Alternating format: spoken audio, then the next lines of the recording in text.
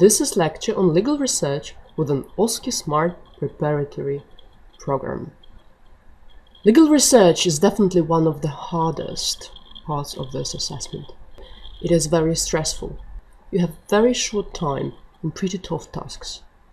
Sometimes you search for 30 minutes and you can't find the answer, and just during last moment you find a particular resource which you need in order to answer the question. And then you have just 10-15 minutes to complete record sheet. My point in smart approach to this part of the assessment is that you need to know how to complete record sheet, and actually you do it during the whole research. Secondly, how to use the databases in order to find the required information.